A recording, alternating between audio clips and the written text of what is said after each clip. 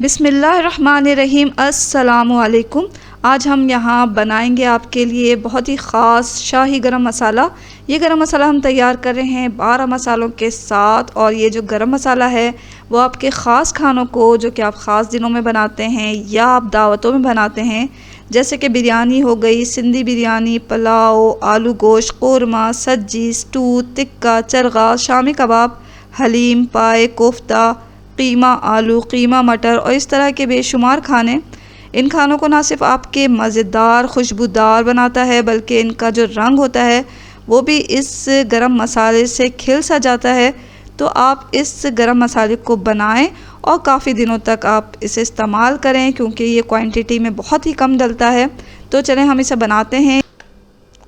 12 मसाले कौन कौन से हैं वो आप नोट कर लें। ये दालचीनी है, इसके अलावा हम इसमें सफ़ेद मिर्च इस्तेमाल करेंगे, जायफल जाएगा, इसमें जावित्री जाएगा, और इसमें हम इस्तेमाल करेंगे साबुत धनिया, ज़ीरा, ये सफ़ेद ज़ीरा है, और इसके अलावा हम इसमें बड़ी इलायची डालेंगे, छोटी इलायची जाएगी इसमें।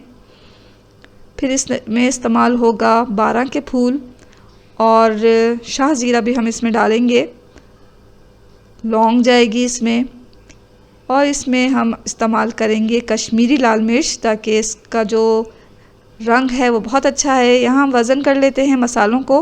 यहाँ हमें जो साबुत धनिया है वो 50 ग्राम लेना है। 1-2 ग्राम ऊपर नीचे हो जाएगा तो कोई बात नहीं, आपको 50 ग्राम लेना है। सफ़ेद ज़ीरा हमने 50 ग्राम ले लिया। और अब हम इसमें जो है वज़न कर रहे हैं सफ़ेद मिर्च की, ये हमें 25 ग्राम लेना है। जावित्री भी हम 25 ग्राम लेंगे, और ये जो सब्ज़ इलायची है इसे भी हमें 25 ग्राम लेना है। 25 ग्राम ले लें। और ये जो दालचीनी है, दालचीनी को हमने यहाँ लिया है 30 ग्राम। दालचीनी और 12 के फूल 30-30 ग्राम लेंगे। जायफल को आप ले लें 25 ग्राम, ये ज़्यादा है तो हम इसमें से निकाल लेंगे। तो इसे हमें 25 ग्राम लेना है। और जावित्री भी हमने 25 ग्राम ली है, तो जायफल और जावित्री को सेम अमाउंट में लेना है। ये लौंगे हैं, लौंग को भी 25 ग्राम लेंगे। ये बड़ी इलायची है, इसे हमने वज़न किया, ये भी 25 ग्राम लेना है हमें। और 12 के फूल हम 30 ग्राम लेंगे, तो 30 ग्राम आप ले लें इसे। शाह ज़ीरा इसमें 12 ग्राम जाएगा। इसका जो जायका होता है वो काफ़ी नमकीन सा होता है, तो हम इसे 12 ग्राम लेंगे। आखिर में हम कश्मीरी मिर्च भी डालेंगे, और ये है 25 ग्राम। अब तमाम मसाले हमने ले लिए, तो अब इसे अलग अलग हम थोड़ा थोड़ा सा इसे रोस्ट कर लेंगे। रोस्ट हमें ऐसे करना है कि बहुत ही हल्के फ्लेम पर इसे रोस्ट करना है, कि इसका कलर बिल्कुल चेंज नहीं होना चाहिए, बस ये हल्का सा गर्म हो जाना चाहिए। तो हर तरफ से हमें इसे ऐसे चलाते हुए रोस्ट कर लेना है। और फ्लेम को आपने देखा हमने बहुत ही लो पे रखा हुआ है। लो फ्लेम पे से हम इस तरह रोस्ट करेंगे कि इसका कलर बिल्कुल भी ख़राब नहीं होना चाहिए, ऐसे ही रहना चाहिए।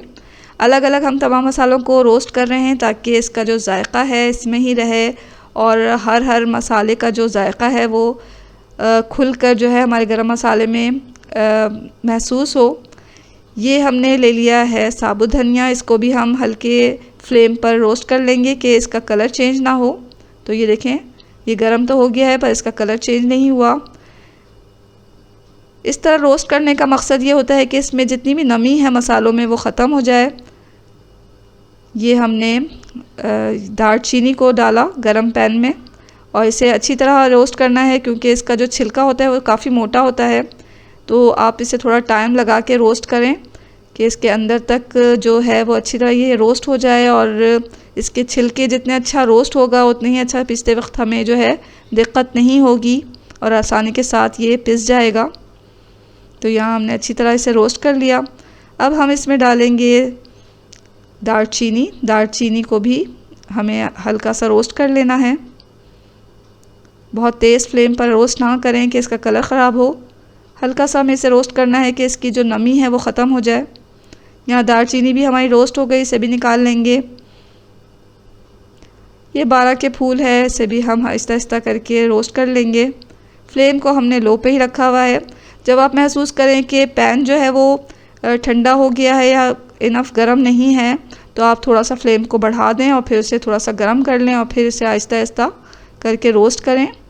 और बहुत ज़्यादा फ्लेम को बिल्कुल भी ना बढ़ाएं कि ये हमारा मसाला जो है वो जल जाए, इसकी खुशबू ख़राब हो जाए। यहाँ हम छोटी इलायची भी लेंगे और इसको भी हल्का सा रोस्ट कर लेंगे कि इसका कलर ख़राब ना हो। इसका कलर ख़राब ना हो और ये बहुत अच्छा सा रोस्ट हो जाए, इसकी जो जितनी भी नमी है वो ख़त्म हो जाए। मसालों से जितनी भी नमी ख़त्म होगी, इससे क्या फ़ायदा होगा, एक तो ये पिसने में भी आसान हो जाएंगे और दूसरा ये कि इसकी जो शेल्फ़ लाइफ होती है वो बढ़ जाती है और इसकी खुशबू भी बढ़ जाती है।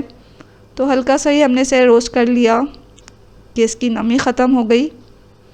इसको भी निकाल लेंगे।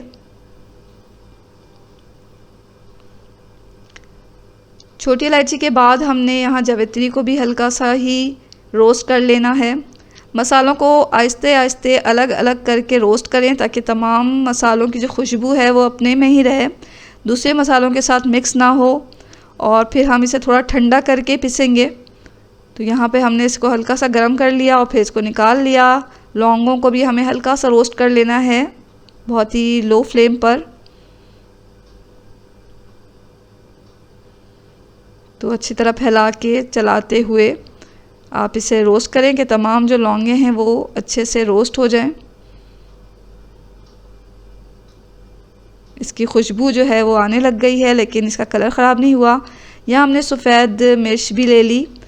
ये जो हमने काली मिर्च है इसकी जगह इस्तेमाल किया है। अगर आप के पास ये सफ़ेद मिर्च ना हो तो आप काली मिर्च भी ले सकते हैं, लेकिन इसका फ़ायदा ये होता है कि इससे खानों का रंग जो होता है वो काला नहीं पड़ता और बहुत अच्छा आता है। तो इसलिए हमने यहाँ पे सफ़ेद मिर्च इस्तेमाल की है। इसको हल्का सा हमने रोस्ट कर लिया गरम पैन में डालकर, इसको भी निकाल लेंगे।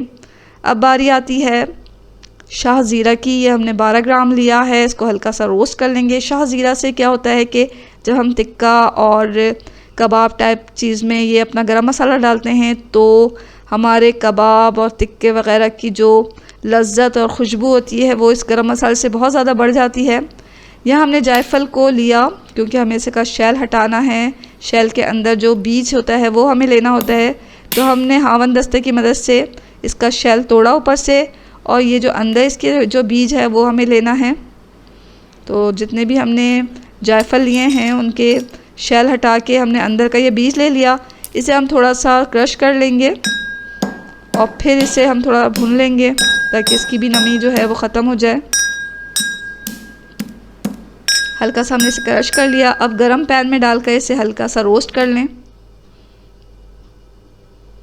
बहुत ही लो फ्लेम पर हम इसे रोस्ट करेंगे ताकि इसका जो है वो कलर ख़राब ना हो और इसकी जो नमी है वो ख़त्म हो जाए। तो हल्का सा ही रोस्ट करना है इसे हमें, कुछ सेकंड्स या कुछ मिनट। अब यहाँ हमने गरम पैन में कश्मीरी मिर्च डाली और इसको भी आहिस्ता आहिस्ता करके हम रोस्ट कर लेंगे।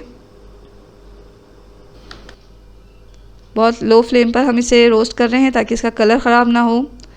यहाँ जो हमने रोस्ट किया था दालचीनी, उसको थोड़ा सा हम हावन दस्ते की मदद से क्रश कर लेंगे ताकि जब हम इसे ग्राइंडर में पीसें तो आसानी के साथ ये पिस जाए और दिक्कत ना हो। यह हमने क्रश कर लिया।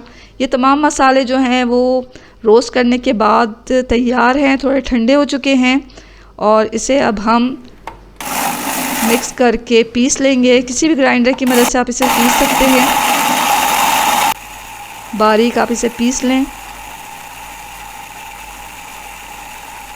हल्का सा दरदरा भी हो, यानी कि बहुत ज़्यादा फ़ाइन बारीक भी ना पीसें, क्योंकि इससे क्या होता है कि थोड़ा सा हल्का सा मोटा मोटा होता है तो ये बहुत अच्छा इसका टेस्ट आता है और हमें फ़ील होगा अपने खानों में इसकी जो लज्जत है, इसकी जो खुशबू है वो खानों में फ़ील होगी। अगर आप चाहें तो इससे बारीक भी पीस सकते हैं, पर हमने इतना ही पीसा है क्योंकि इससे जो खाने का जो टेस्ट होता है वो बहुत ही अच्छा हो जाता है, खुशबू बहुत बढ़ जाती है और ये हमें खानों में फ़ील होता है खाते वक्त। तो ये हमारा जो शाही गरम मसाला है तैयार है। आप इसकी रंगत देख सकते हैं, खुशबू आप जब बनाएंगे ही तो आपको पता चलेगा कि क्या इसकी खुशबू है और आप इसे अपने खानों में इस्तेमाल करें। ये जो हमने बनाया है ये बहुत महीने तक इस्तेमाल करेंगे क्योंकि इसकी जो क्वांटिटी है वो खाने में बहुत कम डलती है। यानी कि अगर आप 1-1.5 किलो गोश्त की कोई चीज़ बना रहे हैं तो इसमें सिर्फ 1/4 चाय का चमचा ये गरम मसाला आप इस्तेमाल करें। बहुत ही खुशबूदार और जायकेदार और खुश रंग गरम मसाला तैयार है। इसे आप ज़रूर इस्तेमाल करें, ज़रूर बना के रखें, महीनों आपका ये गरम मसाला चलेगा। तो इस रेसिपी को ज़रूर ट्राई करें और दुआओं में हमेशा याद रखें। और इससे पहले कि आप जाएं, आप इस चैनल को ज़रूर सब्सक्राइब कर लें। वीडियो अगर आपको अच्छी लग रही है तो लाइक करना हरगिज़ ना भूलें। इसके साथ ही अल्लाह हाफ़िज़।